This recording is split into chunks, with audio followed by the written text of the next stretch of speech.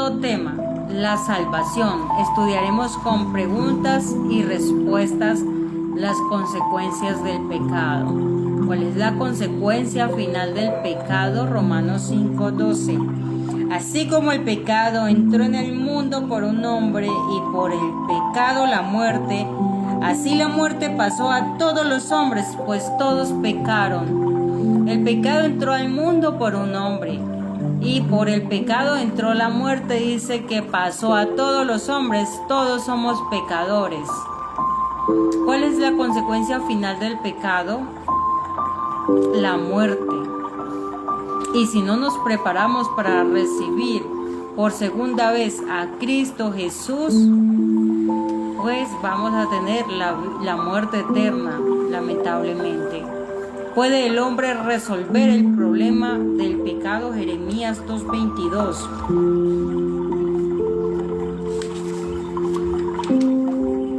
Dice, aunque te laves con lejía y amontones jabón sobre ti, la mancha de tu pecado sigue ante mí, dice Dios el Señor. ¿Puede el hombre resolver el problema del pecado? Aquí dice que no. Aunque te laves con lejía y amontones jabón, la mancha de tu pecado sigue ante mí. ¿Ves? Entonces, ahí está cuando muchas personas dicen, no, pero es que yo no mato, yo no robo, yo me voy a salvar, yo me voy derechito al cielo. Yo no tengo que arrepentirme, que ir a una iglesia. Yo no soy malo, yo no hago cosas malas. Pero en el texto anterior decía, por cuanto el pecado entró a todos los hombres, pues todos pecaron. Y aquí nosotros mismos no podemos solucionar el problema del pecado. Pero hay un consuelo, Jesús salva al pecador. ¿Qué provisión hizo Dios para salvarnos? San Juan 3:16. Dice, porque de tal manera amó Dios al mundo, que dio a su Hijo único, para que todo el que en Él crea no se pierda, sino que tenga vida eterna. Y Mateo 20:28 dice, así como el Hijo del Hombre no vino para ser servido, sino para servir y dar su vida en rescate por muchos. ¿Qué provisión hizo Dios para salvarnos? Mandó a su Hijo único a morir por cada uno de nosotros para que tengamos vida eterna. Él venció la muerte y por medio de Él nosotros también venceremos la muerte para tener vida eterna. Dice, y no vino para servir, no vino para ser servido, sino para servir y dar su vida en rescate por muchos.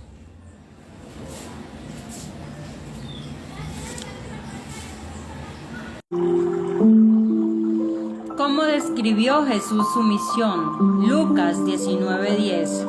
Porque el Hijo del Hombre vino a buscar y a salvar lo que se había perdido. El Hijo del Hombre vino a buscarte a ti y a buscarme a mí. Esa fue la misión que hizo Jesús, venir a buscarnos. Porque sin Él estamos perdidos. ¿Cometió Jesús algún pecado? Hebreos 4:15.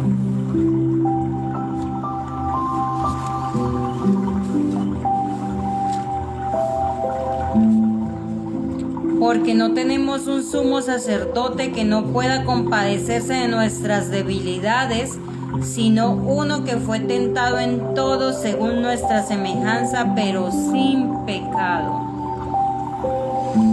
Fue tentado en todo, dice, pero sin pecado. No tenemos un sumo sacerdote que no pueda compadecerse de nuestras debilidades. Él se compadece de nosotros, dice. Fue tentado en todo, según nuestra semejanza, pero sin pecado. Él no cometió ningún pecado.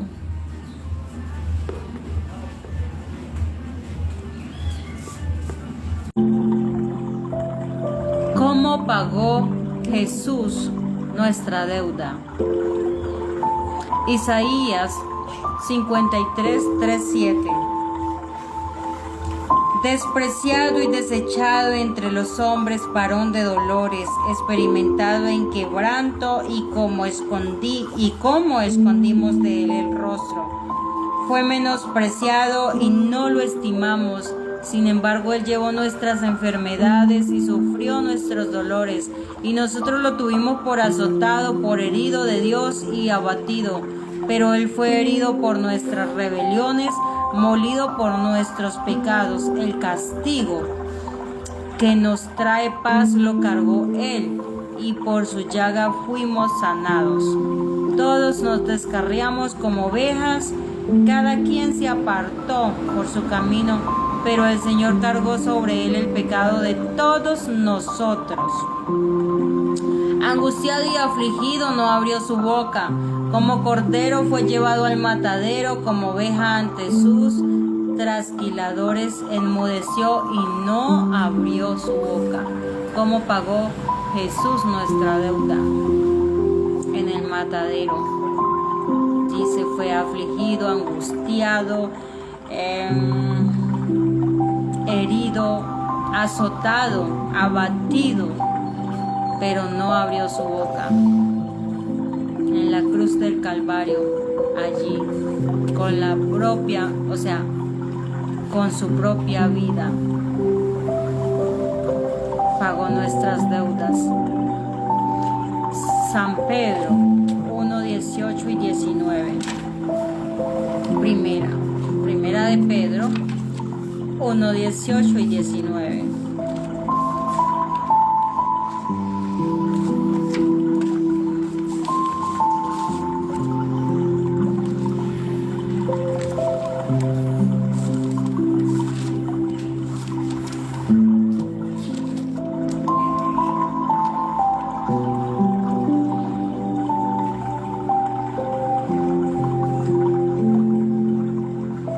Sabéis que habéis sido rescatados de la vana conducta que recibisteis de vuestros padres, no con cosas corruptibles como oro o plata, sino con la sangre preciosa de Cristo, como de un cordero sin mancha ni defecto. De esa forma pagó Jesús nuestros pecados, con la sangre preciosa. Dice, ¿qué acto aseguró nuestra salvación? Primera de Corintios 15, 20 y 22.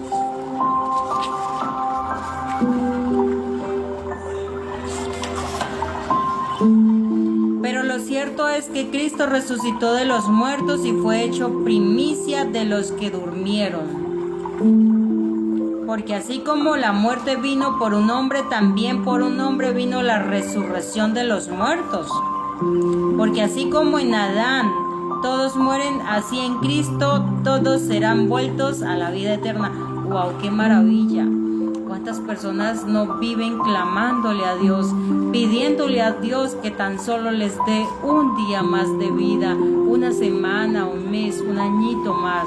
Desean con ansias que Dios les otorgue más tiempo de vida. Pero aquí dice que tendremos esa vida eterna, dice, porque así como en Adán todos mueren, así en Cristo todos serán vueltos a la vida eterna. Pero solamente hay que buscarlo, porque sin Él, si nosotros no lo buscamos verdaderamente de corazón y no nos arrepentimos, no vamos a tener la posibilidad de tener esa vida eterna.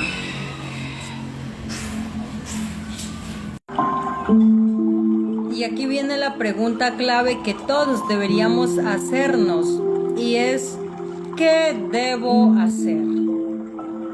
Creer en Jesús. Hechos 16, 30 y 31.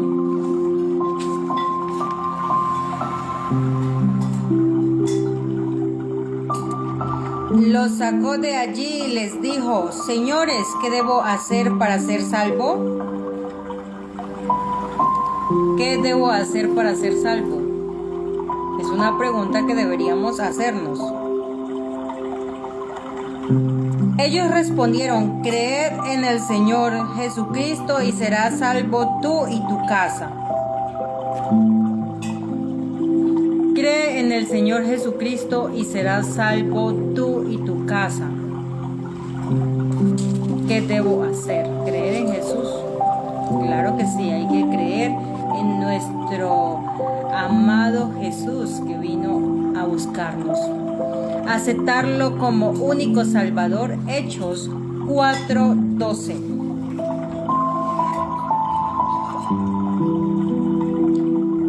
En ningún otro hay salvación, porque no hay otro nombre bajo el cielo dado a los hombres en el que podamos ser salvos. En ningún otro hay salvación. Entonces, la pregunta clave donde muchas personas dicen: no, es que yo solamente creo en Dios, en Jehová y Jesús. Lo minimizamos. Cree en el Señor Jesucristo y serás salvo tú y tu casa. Y aquí dice: en ningún otro hay salvación, porque no hay otro nombre en el que podamos ser salvos.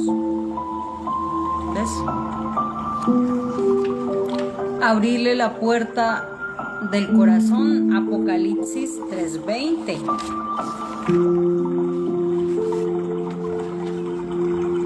Yo estoy a la puerta y llamo. Si alguno oye mi voz y abre la puerta, entraré a su casa y cenaré con él y él conmigo. Yo estoy a la puerta y llamo. Él nos llama de diferentes maneras. Siempre está hablándonos por medio de los sueños, por medio de situaciones, por medio de una persona que X o Y te invitó a la iglesia. Siempre está Él hablándonos. Dice: si alguno oye mi voz y abre la puerta, yo entraré a Él, cenaré con Él y Él conmigo. Él está llamándonos todos los días. Está siempre pendiente de nosotros. Siempre está mostrándonos su inmensa misericordia, su inmenso amor. Él quiere salvarnos. Él quiere que todos procedamos al arrepentimiento, que todos tengamos esa vida eterna, que todos podamos ser salvos, porque Él no demora. Él está próximo en venir. Y si usted y yo no estamos preparados cuando Él venga, lamentablemente no tendremos la vida eterna, sino que vamos a tener la muerte eterna. Pero ¿cuántas personas no hay que se van a muchos países por allá lejanos, países hermosos, que Dubái, que Estados Unidos, Francia, en fin, etcétera, etcétera, a cumplir sus más caros sueños de deseos? Solamente complace su corazón.